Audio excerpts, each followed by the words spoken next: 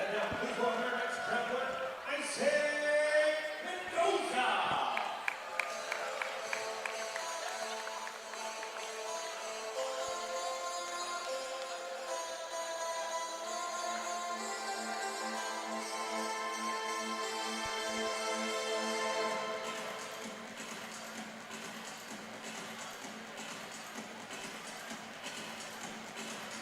Walking out in our blue corner, we have Isaac Mendoza.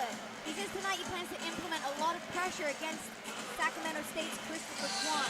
I don't know too much about this guy. It took a little bit of time getting here today and I didn't have time to speak to him, but he does say that he has a background in boxing and kickboxing.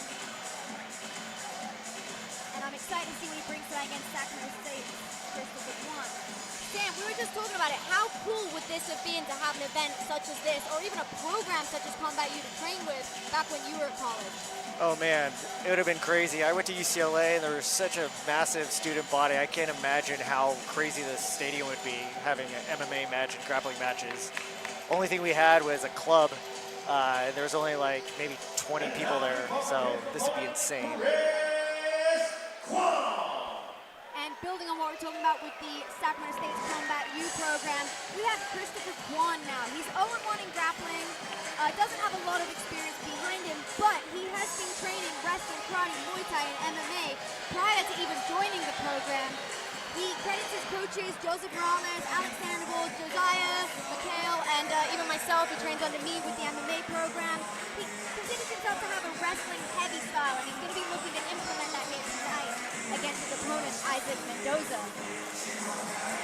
Interestingly enough, he says his fight name is Fooffur. I'm not too sure where that comes from, but exciting to see one of Sacramento's Christopher Kwan. Submission grappler moving to the next bout.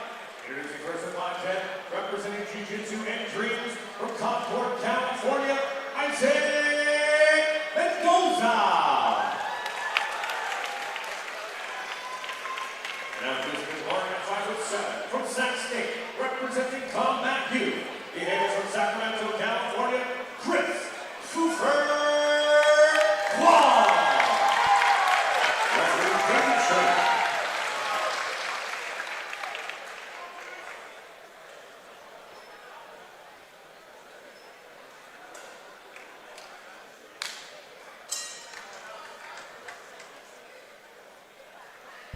Okay, another 5-minute submission-only grappling match. Christopher says that he's been away working on his wrestling and his top pressure, so both of these guys intending to implement a very pressure-heavy style here, which I feel like kind of favors these cage matches, don't you think, Sam? Oh yeah, for sure. Oh, he's going for a double leg. They're doing a lot of hand fighting. Looks like he wants to snap him down or maybe get a front headlock.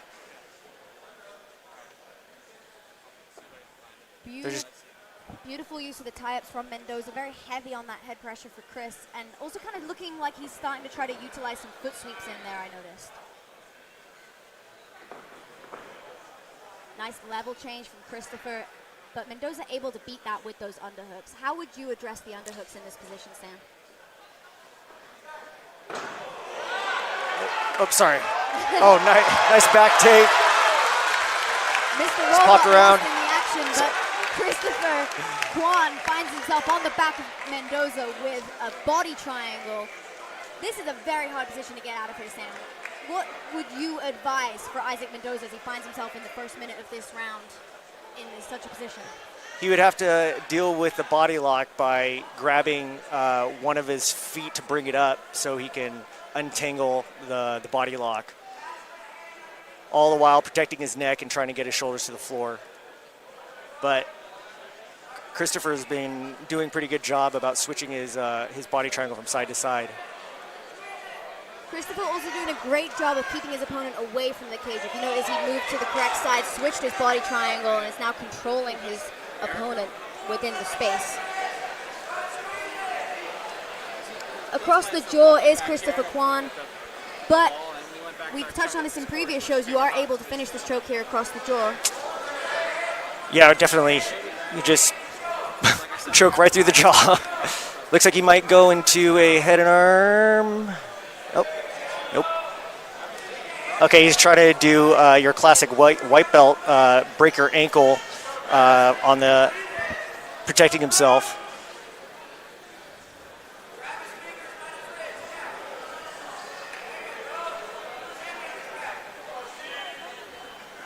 Let's see if he can get his arm underneath the chin. Looks like he's working at it. Oh, Isaac Mendoza able good escape. to turn around and chooses to build back up to his feet.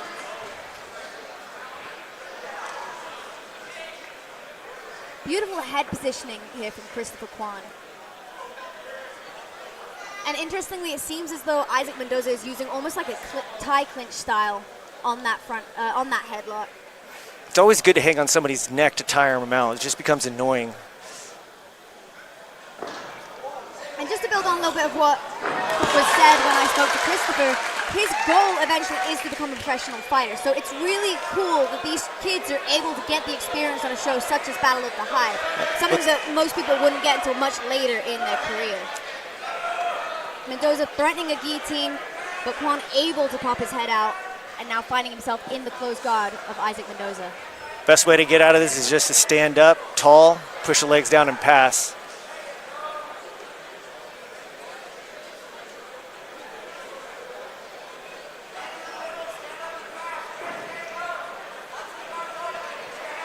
Just to touch on some of the corners of Christopher Kwan, we have Joseph Morales yelling right now, yelling his guidance.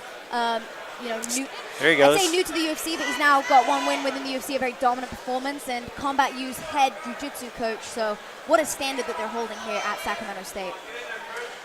He almost got to his feet, but he didn't stand all the way up, so he was able to get dragged back down. Normally you want to stand all the way up till your head's pointing to the ceiling. Then it's a lot easier for them to push the legs down and for them to use gravity against them, so they just basically fall off. So right now he has to stand up tall.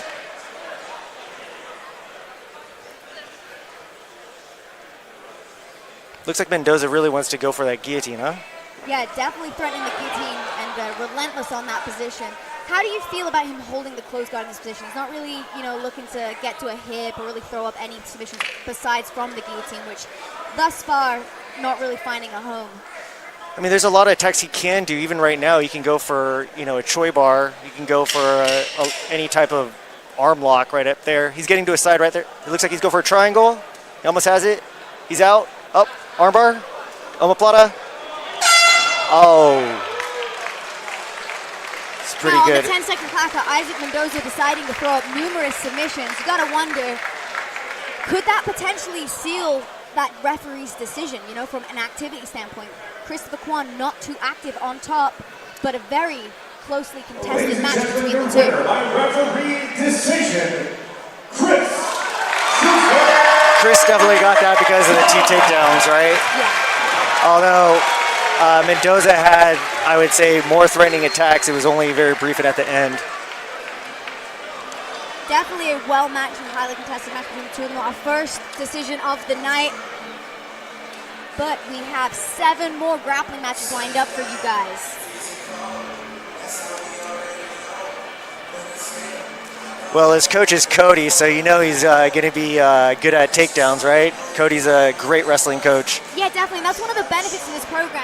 Christopher is able to work with the likes of Cody Linton for his wrestling, Bopo Morales for his jiu-jitsu. We've got Josiah McHale for kickboxing. He's one of the guys that's really capitalizing on this program and gaining experience in all facets of the sport.